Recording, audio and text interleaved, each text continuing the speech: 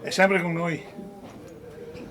Nuova partenza per gli alpini del reparto Salmerie di Vittorio Veneto. Destinazione Rimini, portando con sé il ricordo del mulo simbolo delle penne nere a quattro zampe.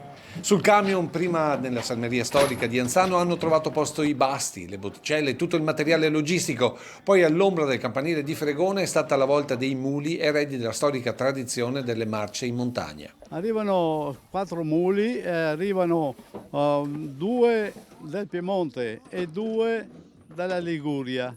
Sono matricolati in occasione della Meninaia, hanno il numero matricola nello zoccolo. Tony è l'anima costitutiva dello storico reparto. Fu lui a salvare il roso dal macello quando tutti i muli vennero dismessi dall'esercito alla chiusura definitiva delle salmerie.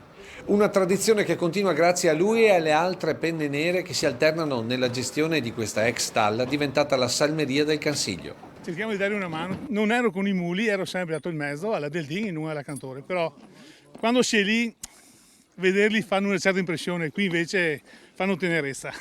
Ecco, voi li portate a Rimini, diciamo è una trasferta un po', come dire, impegnativa.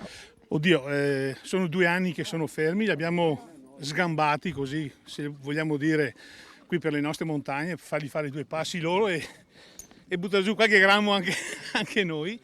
E questa è la prima uscita vera e propria. Beata sincerità che viene messa alla prova dai muli già al momento del carico. Non è molto convinto di salire. Gli piace fare un giretto. Dopo molto tempo anche loro sono un po'...